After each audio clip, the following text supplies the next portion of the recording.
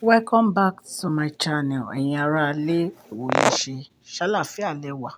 Gbogbo ilé ńkọ́? Èmi ọmọ yín Máṣọ́lá ni mò ń kí yín o. Ẹ káàbọ̀ sórí channel mi o.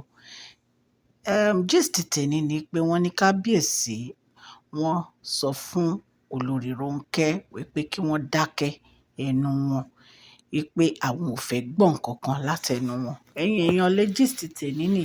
Ẹ jẹ́ ká jọ gbọ́ bí gist yìí ṣe ń lọ. Gist tèmi nìyẹn.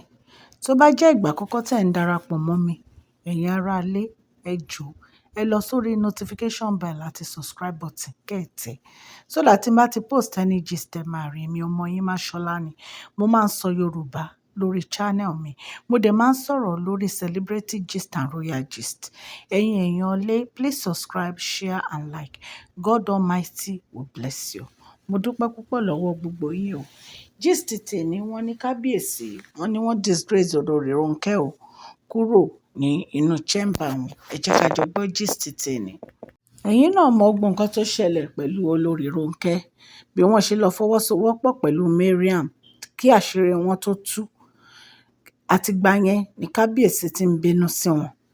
So lẹ́yìn yẹn, mo rò pé wọ́n rò pé bóyá ọ̀rọ̀ ti settle torí wọ́n ń lọ function. Ẹ rí bí Mariam náà ṣe ń lọ function, bẹ́ẹ̀ náà ni Olórí Ronke ń lọ function. But inú Kábíyèsí ò dùn sí wọn. Kábíyèsí kọ̀ fi wọ́n sílẹ̀ kan máa ṣiṣẹ́ palace ni.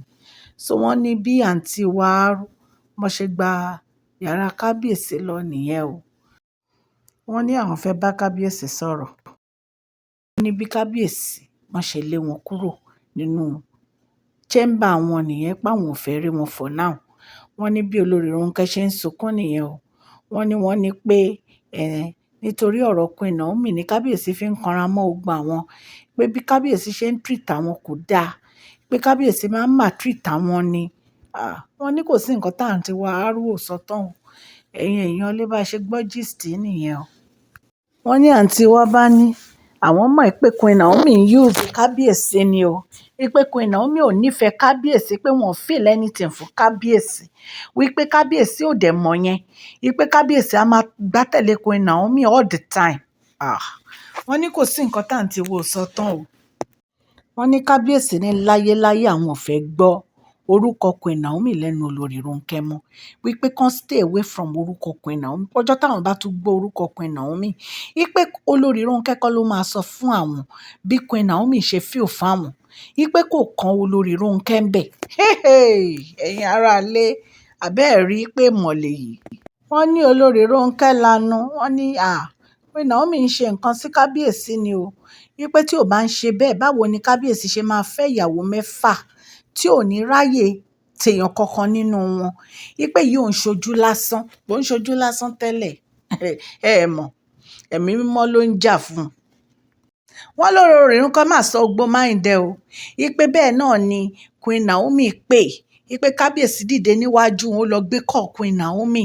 Wípé àtọjọ́ yẹn lòun ti mọ̀ pé ìjà orogún yìí kò lè tán láíláí. Wípé Kábíyèsí, kí ni Queen Naomi ní tóun ò ní? Olórí Ronke lẹ́nu yín. Kí ni Queen Naomi ní tẹ́ẹ̀nì?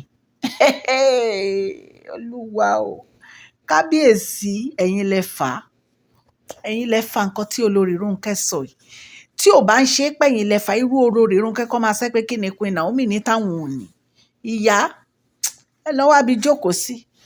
Ẹ lọ wá bí jókòó sí. Nǹkan tí Queen Naomi ní tẹ́ẹ̀nì ó pọ̀ jamburata. Tá a bá ní ká máa kà wá láì ilẹ̀ aṣú ilẹ̀ amọ́. Ní kà tán. Kí ni Queen Naomi ní tẹ́ẹ̀nì? Lẹ́nu yín Olórí Ronke, ojú ò tì yín Olórí Ronke. Ojú ò tì yín rárá. Ó yẹ kẹ́ ẹ dọwọ́ bojú báyìí ni. Ẹ ní ìtìjú kan báyìí. Ìtìjú kékeré kan báyìí ẹ ní. Ẹgbẹ́ àbúrò yín. Ẹ mọ iye ọdún tẹ́ gbà lọ́wọ́ Queen Naomi ni ẹ ń bá dọ́kọ. Ó lágbára. Àwọn ẹlòmíì ò ní tìjú o. Ẹ̀yin èèyàn lé, àwọn ẹlòmíì ò ní tìjú rárá. Wọ́n láǹtí wa hárú, wọ́n bá tún bẹ̀rẹ̀ ọ̀rọ̀ o. Wípé ṣé beauty Queen Naomi ni làwọn ò ní ni? Àbí intelligence Queen Naomi làwọn ò ní ni? Ẹ̀yin náà lẹ máa sọ fún wa. Bóyá beauty tí Queen Naomi ní ẹni. Àbí bí Queen Naomi ṣe wà intelligent, ẹ wà intelligent bẹ́ẹ̀. Ẹ̀yin náà lẹ máa lanu yín, lẹ máa sọ gbogbo ẹ̀ fún wa. Ṣé mẹ́pà wo mọ̀? wọ́n ní àǹtí wa ní pé àwọn lè dákẹ́ o ṣùgbọ́n àwọn ò ní àlá o kí kábíyèsí treat àwọn bí kábíyèsí ṣe ń treat àwọn yìí nítorí Queen Naomi ipá àwọn ò ní gbà. àǹtí wa kí lẹ fẹ́ ṣe ná? nǹkan tẹ́ fẹ́ ṣe la fẹ́ mọ̀ o. ẹlẹ́nìgbà kí kábíyèsí treat yín ní anyhow. ṣé Queen Naomi tẹ̀ ń bá jowú ní ìsìnṣó wà nù palace? ilé ayé ẹ̀dá adákẹ́jà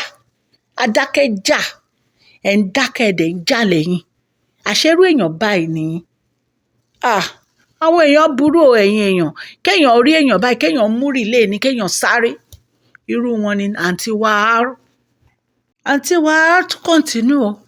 wọ́n ní ṣebí Queen Naomi ló gbé sórí social media pé àwọn ò fẹ́ kábíyèsí mọ́ tí wọ́n bá treat kábíyèsí anyhow tí wọ́n lọ post oríṣiríṣi nǹkan sórí social media.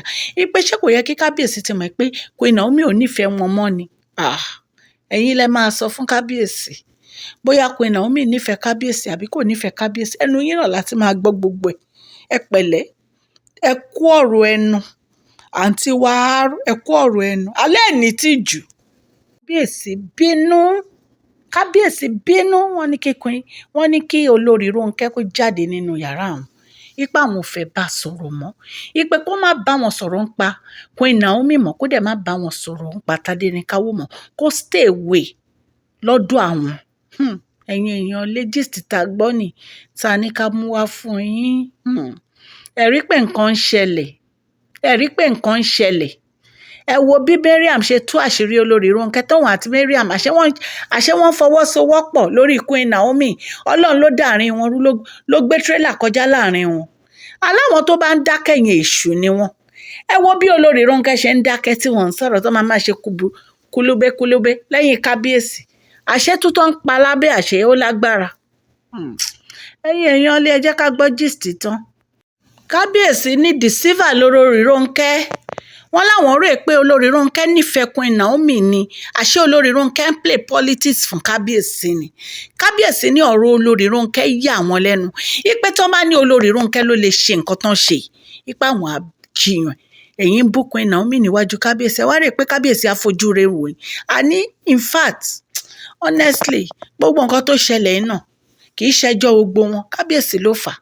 tí kábíyèsí ò bá máa fẹ́rù yín ẹ̀yin tẹ́jú kábíyèsí lọ yìí tẹ́ ti gbó tán yìí. tí kábíyèsí ò bá máa fẹ́ irú yín ṣé ẹ lè máa sọ nǹkan tẹ́ ń sọ yìí sí Queen Naomi. ṣùgbọ́n kábíyèsí nígbà tí kábíyèsí kájúlẹ̀ fún yín ara yín ò gbá mọ́. ó ti mọ́ yín lára kẹ́ máa gbérí lé wọn lẹ́sẹ̀ kẹ́ máa gbé yín lẹ́kẹ̀ẹ́ jó kínú yín máa dùn. ṣé ẹ̀yin múnú kábíyèsí dùn? látọjọ́ tí ìyàwó kábíyèsí àti ọmọ ẹ ti wà ń ta gbogbo yín ẹ máa gbé gèlè rádaràda kiri ẹ máa lẹ́ ń lọ parí. ṣé múnú kábíyèsí dùn? ẹ tí ẹ mọ bí kábíyèsí ṣe ń feel ẹ mọ bí wọ́n ṣe ń feel. àwọn èèyàn yìí ẹ wà atlas o honestly. wọ́n ní bàbá ò jẹun kábíyèsí ò jẹun wọ́n ń ronú inú yín dẹ̀ ń dùn ẹ máa ṣe párípàrí. ẹ̀yin èèyàn lé ẹ wò ọ̀rọ̀ yìí lágbára díẹ̀. kábíyèsí ò mọ̀ pé àárín ọ̀tá làwọn ń gbé. gbogbo wọn yàtọ̀ sí Elizabeth kò sí èyí tó wúlò nínú gbogbo wọn. Elizabeth àti Tèmítọ́pẹ́ nìkan ni mo lè yọ nínú gbogbo. ṣé àwọn tó kù ìkà ni wọ́n. nǹkan tó ń gbà tó ń jẹ lẹ́nu báyìí ni wọ́n mọ̀. wọn ò fẹ́ kí Queen Naomi padà wá sínú palace. gbogbo àwọn tó kù wọn ò fẹ́ kí Queen Naomi padà wá sínú palace. kábíyèsí ò tí ì ráyè tìyẹn níṣẹ́ ti gbọ́. kábíyèsí ní ilé ayé le. ẹ̀yin ará ilé kábíyèsí tún sọ̀rọ̀ o. kábíyèsí ní ṣé olórí Ronke ò mọ̀ pé àwọn mọ̀ pé àwọn wà ń di ọ̀rọ̀ wípé olórí Ronke wà ń di ọ̀rọ̀ bí Queen Naomi go ṣe padà wá sínú palace. wọ́n ní ọ̀tọ̀ níṣẹ́ tó ń rán olórí Ronke tara ẹ̀ ló ń dù. wọ́n láwọn olórí àwọn sista wa wọ́n náà lágbára wọ́n náà gbóná.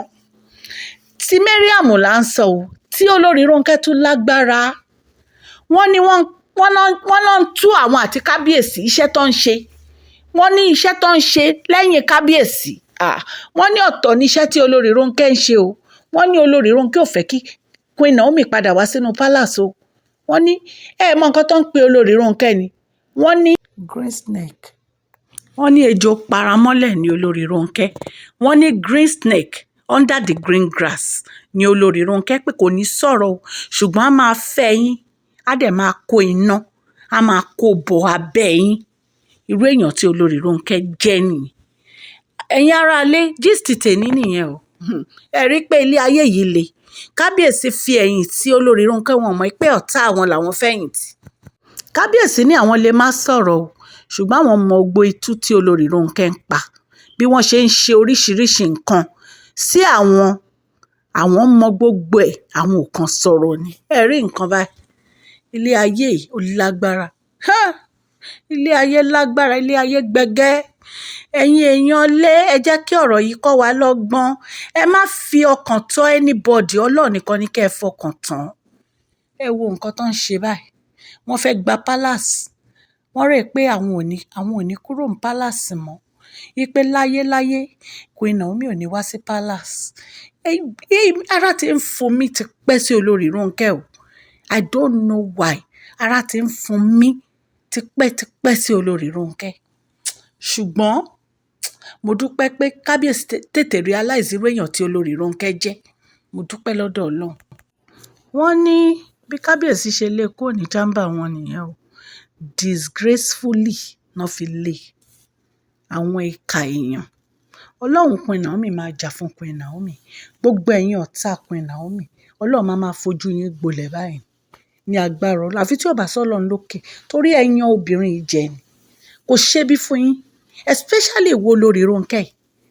Ó ń lọ sí, ó ń gbá tẹ̀lé Queen Naomi. Àṣé ó ń jà fún ara ẹni. Ó jà fún Queen Naomi, ara ẹ ló ń jà fún. Ojú ẹ, Ọlọ́run wá fi ojú ẹ, ó fi gbolẹ̀ níwájú Kábíyèsí. Ó jẹ́ kí Kábíyèsí mọ̀ pé èèyàn ibi lẹ́ ń sátì. A dúpẹ́ lọ́dọ̀ Ọlọ́run pé Ọlọ́run fojú aṣebi hàn. Ẹ̀yin èèyàn lé, gist tèmi nìyẹn o. Etí tẹ fi ń gbọ́ mi ò ní di, ọwọ́ tẹ fi ń tẹ subscribe, like. Ọwọ́ yẹn ò ní kan ìsàlẹ̀ àpò kòkè lọ́lá yẹn á máa lọ. Please share this video, like and subscribe. God bless you. Thank you so much.